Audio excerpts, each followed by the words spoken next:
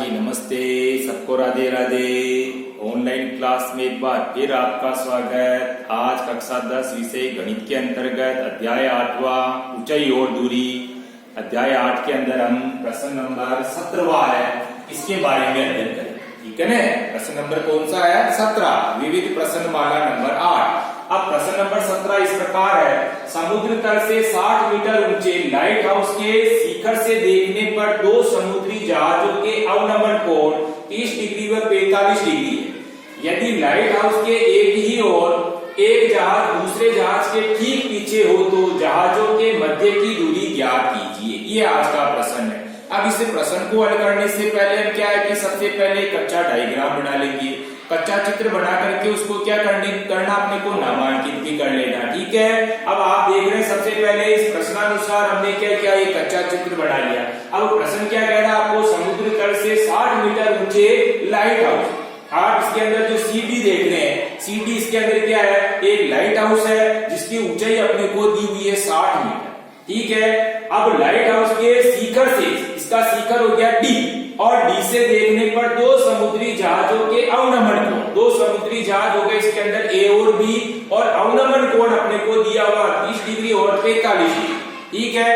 यदि light house के एक ही ओर एक जहाज दूसरे जहाज के ठीक पीछे, लाइट हाउस के एक ही ओर एक जहाज यानी ए और दूसरा जहाज बी है, दोनों एक दूसरे के पीछे हो तो जहाजों के मध्य की दूरी यानी अपने को ए और बी के मध्य की दूरी अपने को ज्ञात करना। ठीक है। तो इस प्रश्नानुसार हमने क्या किया, एक कच्चा डायग्राम बना लिया। अब कच्चा चित्र बनाने के बाद इस प्रश्न को अपन हल करेंगे तो प्रश्न क्या है कि थोड़ा आसान हो जाएगा। इसीलिए अपन ने क्या किया, सबसे पहले कच्चा चित्र बना लिया। अब कच्चा चित्र बनाने के बाद आप देखो इसके अंदर सबसे पहले डीई बना, डीई इसके अंदर क्षैतिज रेखा। ठीक है। और उसके बाद में एडी, एडी इसके अंदर क्या है, दृष्टि रेखा है। और क्षैतिज रेखा और दृष्टि रेखा के मध्य जो कोण बनता है कोण कौन सा होता है, अवनमन कोण होता है, यानी कोण ई डी ए कितना है, 30 डिग्री है। तो इसी प्रकार से कोण डी ए सी बना, ये भी कितना होगा, 30 डिग्री। कारण क्या हो गया, एकांतर कोण है इसलिए। और एकांतर कोण परस्पर कैसे होते हैं, बराबर होते हैं। इसलिए कोण ई डी ए बराबर कोण डी ए सी कितना हो गया, 30 डिग्री। ठीक है ना, एकांतर कोण होने की वजह से। इसी प्रकार से वापस ये आपके डी क्षैतिज रेखा और इधर से डीबी, ये डीबी इसके अंदर दृष्टि रेखा। अब क्षैतिज रेखा और दृष्टि रेखा के जो मध्य में कोण बनता है अवनमन कोण यानी कोण ई डी बी कितना दिया हुआ, 45 डिग्री का है। तो कोण डी बी सी ये भी कितना हो जाएगा, 45 डिग्री का हो जाएगा। कारण क्या हो जाएगा, यहाँ भी एकांतर कोण।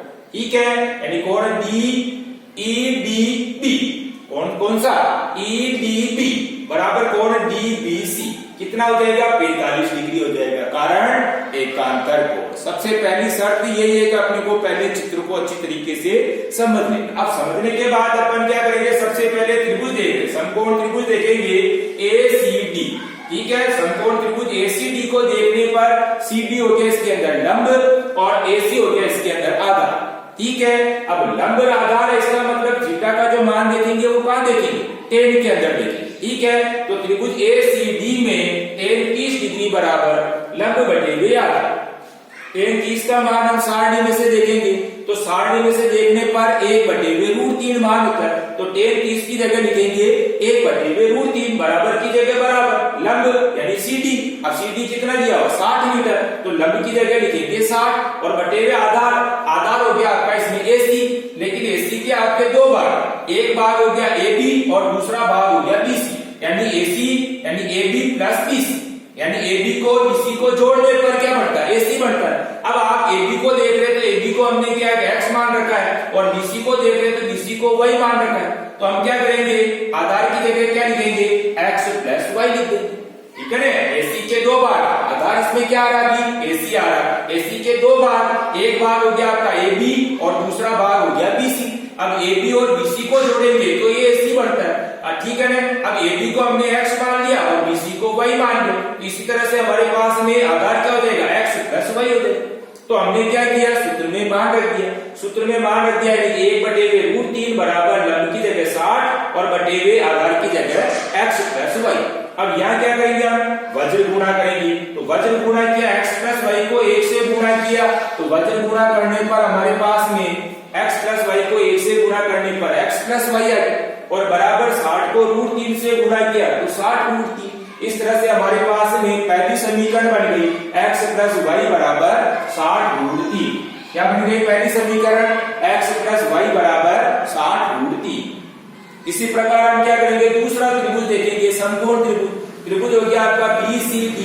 अब यहाँ भी क्या आपके पास में लंब आ रहा है और आधार आ रहा है। अब लंब आधार है, इसका मतलब अपने को थीटा का मान यहाँ भी क्या करेंगे, टेन के अंदर देखेंगे।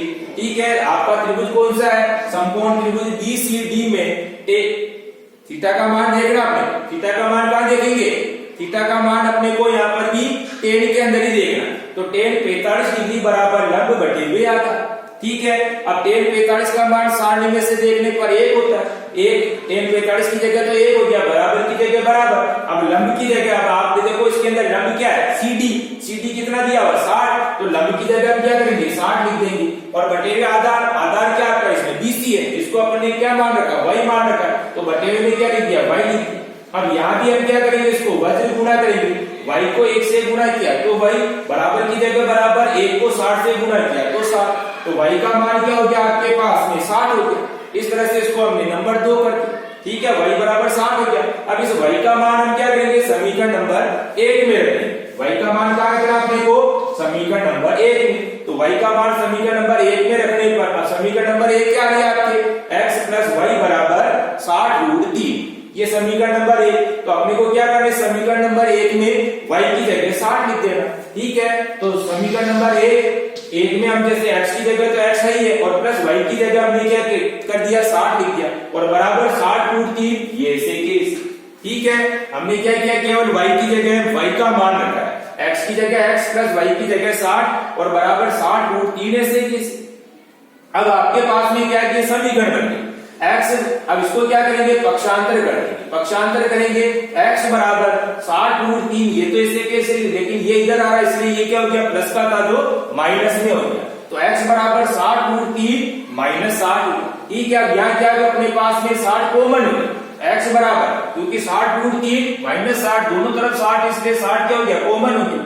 ठीक है ना, x बराबर 60 तो कॉमन कोष्टक में अपने पास में, यानी 60 √3 में से 60 को बाहर निकल गया तो बचा क्या आपके पास √3, माइनस की जगह माइनस, 60 का भाग 60 पे लगाए तो 1 बार।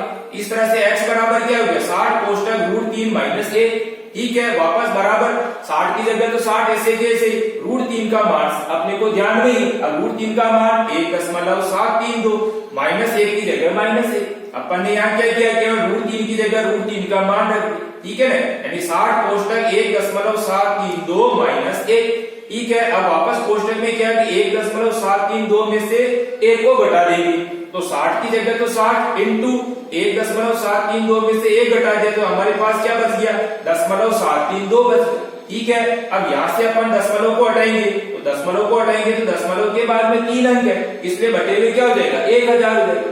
ठीक है, यानी 60 इंटू 732 बटे हुए 1000 हो गया, क्योंकि दशमलव हटा दिया ना, तो दशमलव हटा दिया तो हमारे पास में क्या हो गया, 60 इंटू 732 और बटे हुए 1000।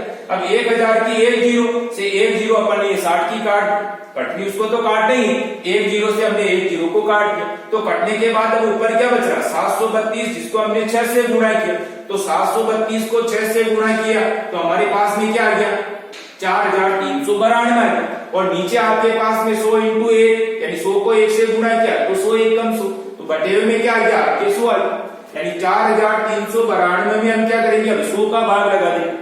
ठीक है ना, यहाँ 0 से 0 कटने के बाद में ऊपर को ऊपर से नीचे को नीचे से गुणा किया, तो गुणा करने पर हमारे पास में ऊपर तो आया 4392 और नीचे आया हमारे पास में 100। अब 100 का भाग 4392 में लगा है तो नीचे देखो आपके 2 जीरो आ रहे, 2 जीरो आ रहे हैं, ऊपर हम क्या करेंगे, 2 अंक छोड़ना इकाई की तरफ से, इकाई की तरफ से 2 अंक छोड़ के दशमलव लगा दीजिए। इकाई अभी क्या रहा है, 2 आ रहा है ना, तो इधर से हम क्या करेंगे, 2 अंक छोड़ करके दशमलव लगा देंगे, तो दशमलव लगाएंगे तो हमारे पास क्या देगा, 43.92 मीटर।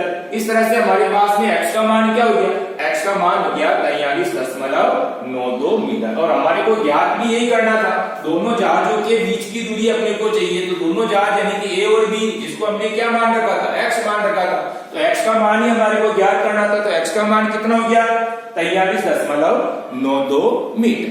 ठीक है, इस तरह से अपन ने इस प्रश्न को हल करने की कोशिश की। अब आपको वापस क्या करना है, HW की कॉपी में इसी प्रश्न का दोहरान करना, लेकिन इसके पहले हम क्या करेंगे, वीडियो को अच्छी तरीके से देखेंगे और उसके बाद बिना देखे इसी प्रश्न को हल करने की कोशिश करेंगे। ठीक है ना, वीडियो अच्छी तरीके से देखना और HW अपने को हल करना। HW की कॉपी में सूत्रों को याद करना ही अपने को, और दूसरा अपने को त्रिकोणमितीय अनुपात वाली सारणी का ध्यान रखना। ठीक है, धन्यवाद, राधे राधे, जय श्री कृष्णा।